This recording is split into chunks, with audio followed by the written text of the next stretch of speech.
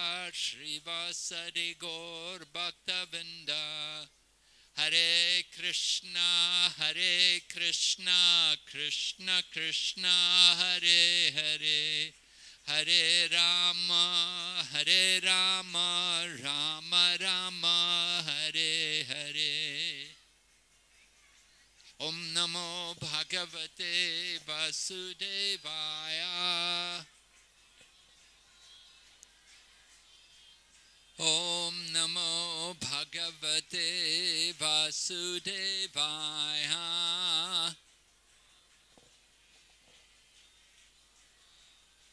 Om Namo Bhagavate Vasudevaya.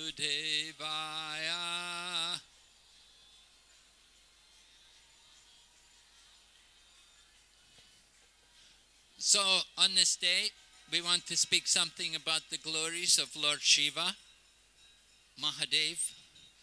He is described, we say, Vaishnavam Yata Shambhu. Lord Shambhu is the greatest Vaishnava, the greatest devotee. At the same time, Lord Shiva is not any ordinary devotee, but he's actually also the Lord himself. He's a guna avatar, he's in charge of the mode of ignorance, and he's also involved in the work of annihilation, destruction, which takes place. Brahma creates, Vishnu maintains, and Shiva annihilates. So Lord Shiva is a very busy man. We know something of the glories of Lord Shiva. It is amazing, it is inconceivable that the Lord himself comes in the form of Lord Shiva to show how to be a devotee. Just as Chaitanya Mahaprabhu is Krishna himself, who's come in the mood of the devotee, Lord Shiva is also God himself, and he comes in the mood of a devotee. Lord Shiva told his own wife, Parvati, the importance of chanting the holy name of Lord Ram. That is mentioned in the Vishnu Sahasranam. That Mother Parvati was going to chant the 1,000 names of Vishnu.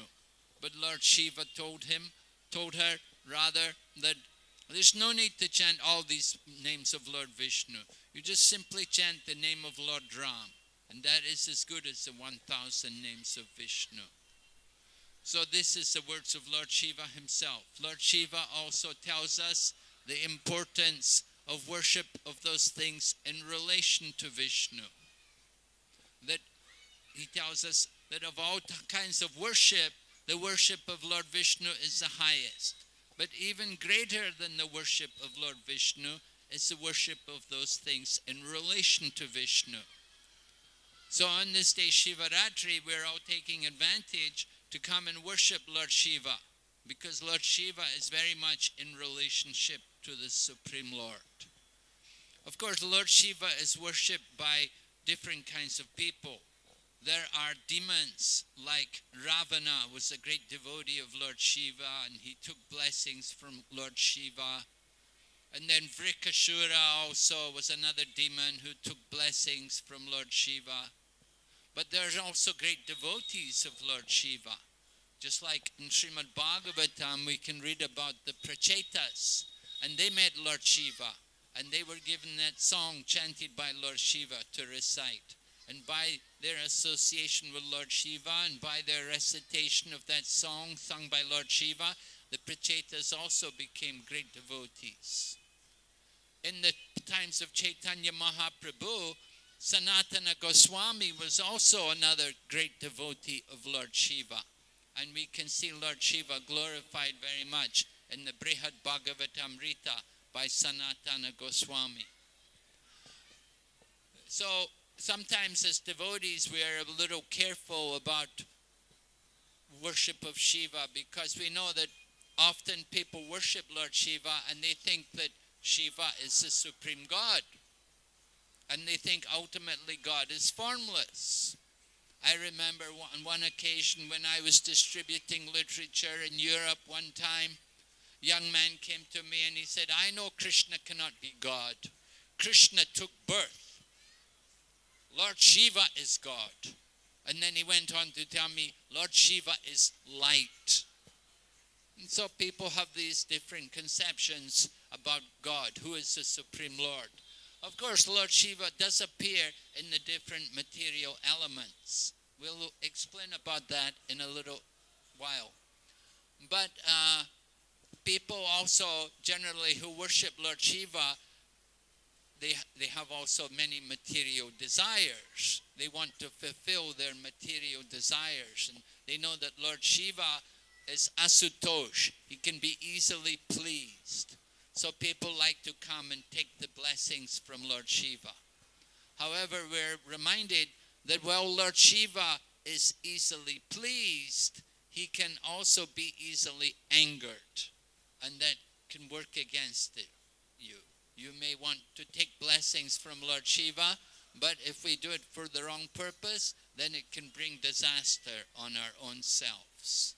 And we see, of course, that disaster also happened to different people like Ravan and Vrikashura also, that their benedictions which they took from Lord Shiva did not allow them to make a success of their life.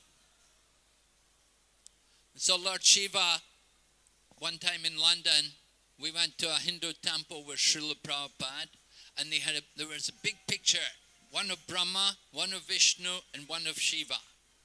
And Srila Prabhupada said in that lecture, he said, a devotee of Krishna not only offers his respects to Brahma, Vishnu, and Shiva. A devotee of Krishna will offer respects even to a tiny insect like an ant, because they will see the Lord in the heart of all living entities. So Lord Shiva is God, but Prabhupada pointed out, he is God of the material world. As we said, Brahma creates, Vishnu maintains, and Shiva annihilates. These are the Purusha avatar. These are the avatars for the work of maintaining this material world. So Prabhupada said, Lord Shiva is God of the material world. He is not God of the spiritual world. So we offer our respects to Lord Shiva, certainly. We also pray to Lord Shiva for his blessings, because one of Lord Shiva's duties is that to control the false ego. Lord Shiva is the master of the false ego. And the false ego appears in the three different modes. There is false ego in goodness, false ego in passion, and false ego in ignorance. In the Srimad Bhagavatam, in the 10th canto, you have Maharaj Yudhisthira inquiring about how is it that the devotees of Lord Shiva are so opulent. Lord Shiva himself seems to live a life of poverty, but his devotees are very opulent. And in contrast, Lord Narayan, Lord Vishnu is very opulent, but the devotees of Vishnu are often poverty-stricken. So Maharaj Yudhisthira wanted to understand this contradiction, and this same question came up again in Bhagavatam when Sukadev Goswami was questioned by Maharaj Parikshit. Maharaj Parikshit also wanted to understand this.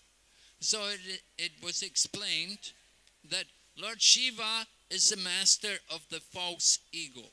And that false ego manifests in 16 elements of the material creation. There is a mind and the 5 Mahabhutis, earth, water, fire, air, ether. Then the 5 knowledge-acquiring senses, the eyes, the ears, the nose, the tongue and the skin. And then the 5 working senses, our hands and our legs, our generating organ and evacuating organ, and our voice.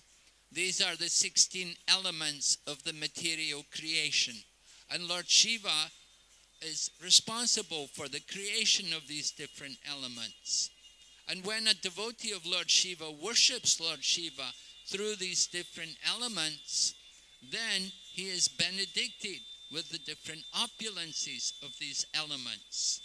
Lord Shiva has his different representations in each of these different elements. There are different lingas, just like there's a Jyoti linga and there's an Akash linga. These are different manifestations of Lord Shiva. And just like we have a Shiva linga here, the manifestation of Lord Shiva in the linga form. And so when we worship these different elements, then the devotees of Lord Shiva receive benedictions of material opulence, because Lord Shiva is the proprietor of these different elements. So he bestows benedictions, bestows opulences on his devotees who worship him. On the other hand, the devotees of Lord Vishnu and Lord Krishna, Lord Vishnu is transcendental to the material elements. So when the devotees take to worship of Lord Vishnu or Lord Krishna, then it's a different situation. He bestows transcendental opulences on his devotees. The opulence of the Vaishnavas is different from the opulence of the Shivites. The Vaishnavas, they enjoy opulence of peace and tranquility, humility, freedom from greed and lust. But the devotees of Lord Shiva, they don't have that kind of opulence. Their opulence is limited to the material world. In this way, the difference was explained between Lord Shiva and Lord Vishnu. Now we can understand more of the importance of Lord Shiva in Ram Leela. In Ramayana, we read that when Lord Rama was searching after his wife, he found out that Mother Sita was being held captive in Lanka. And so before he went to Lanka, Lord Rama, first of all, worshipped Lord Shiva.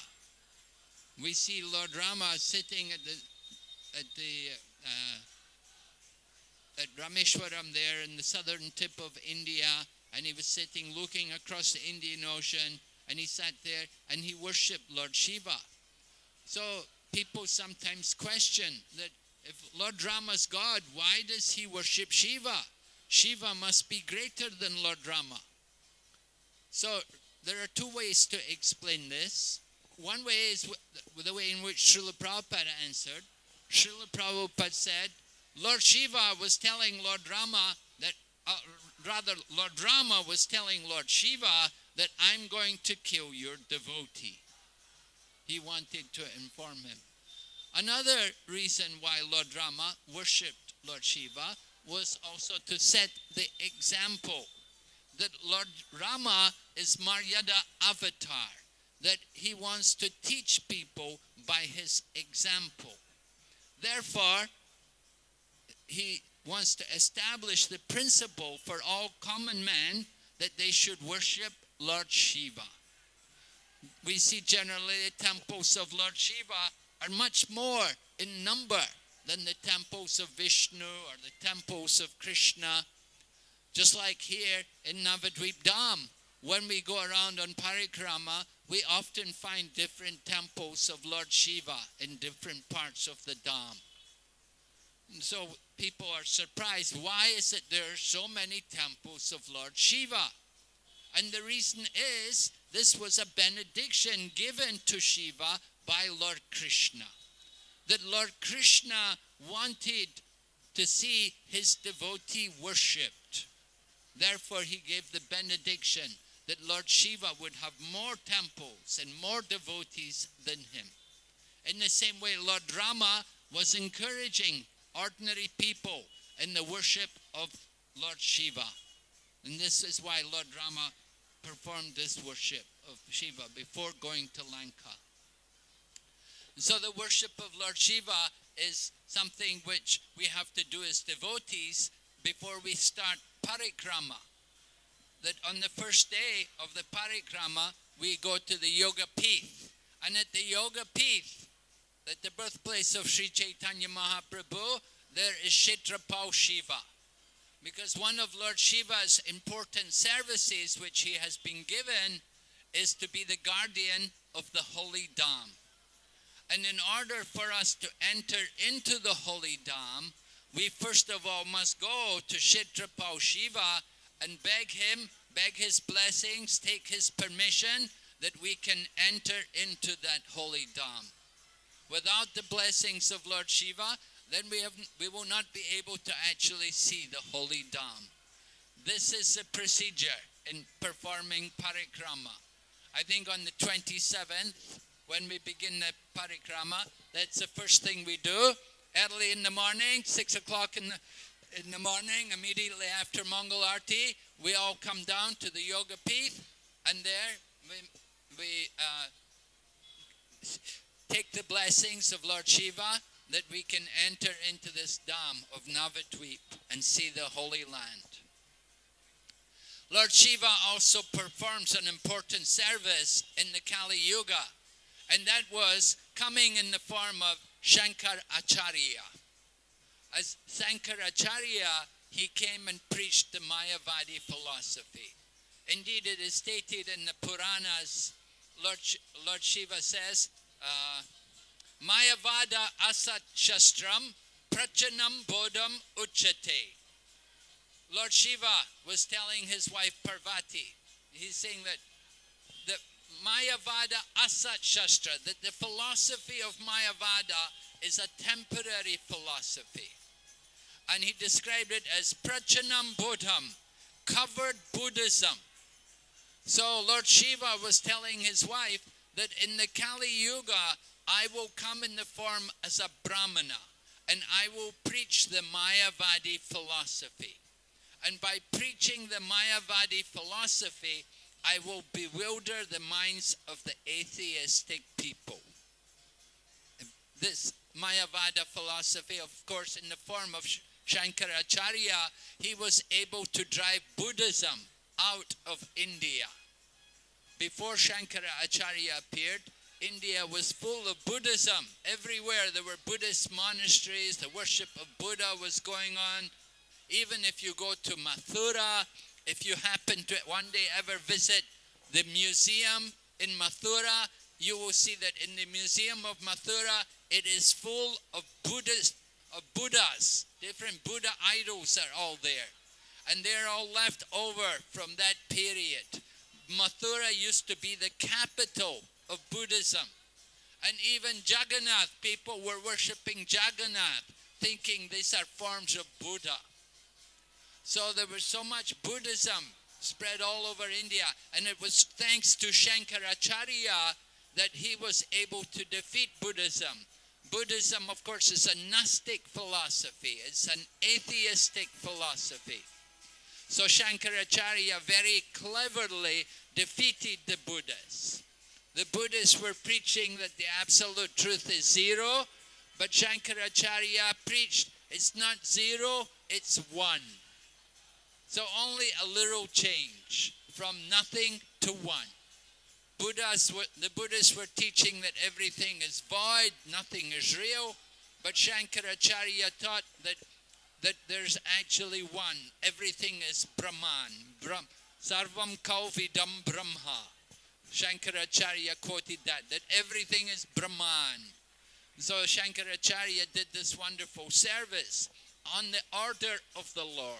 It was on the order of the Lord that Shankaracharya did this work, preaching this Mayavada philosophy, which is Buddhism, which is just another form of Buddhism in a covered form.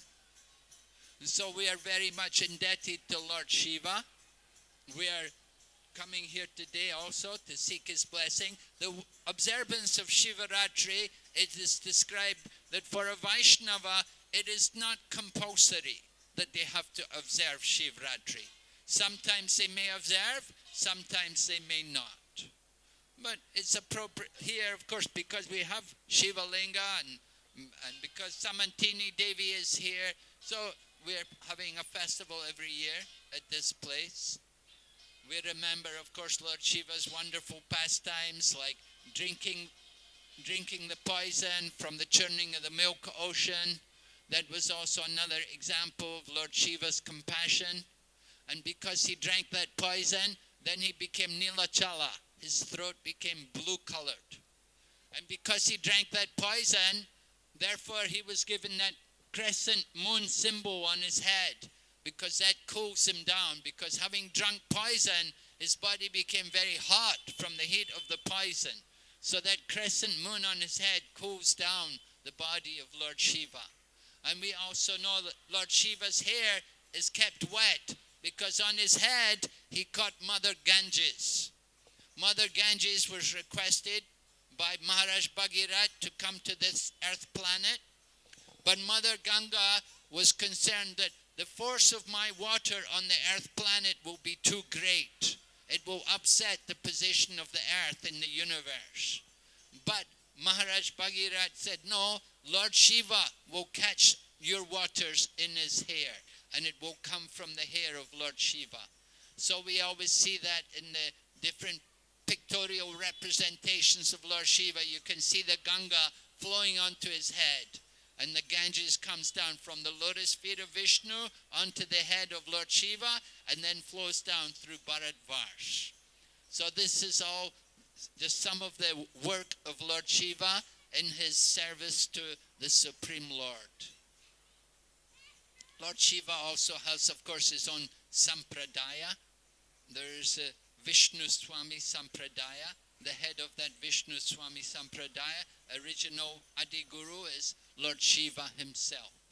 So those who are wise, who follow Lord Shiva, they will follow through the bona fide Sampradaya. Usually, of course, we find that the people who follow Lord Shiva, either they just worship Lord Shiva to get some material benedictions, or they're atheists.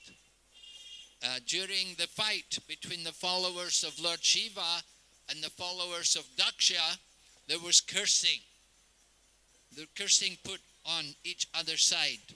The followers of Lord Shiva were cursed that they will all become atheists. And the followers of Daksha, who were all Brahmanas, the followers of Brihaspati, they were cursed that these Brahmanas will be practitioners of dull rituals. And we find that actually both curses are evidence, and they're both present today. That generally those people who are followers of Lord Shiva are atheistic. Another person I met while I was distributing books one day, he told me his mantra was, in the beginning he said he was chanting Om Namo Shivaya, but he said now he's able to chant, now he recites Aham Shivaya. So in the beginning he was offering his respects to Lord Shiva, but ultimately his purpose was to become Shiva. And so this is another atheistic idea that we are all God, that we can become God. However, there is a bona fide teaching given by Lord Shiva, and we find that also in our scriptures. In Srimad Bhagavatam, we find all of this information that Lord Shiva is actually the greatest Vaishnava, and he encourages all of us to chant the holy name of the Supreme Lord. Okay, so we will stop here. Thank you very much. Hare Krishna, Srila Prabhupada ki.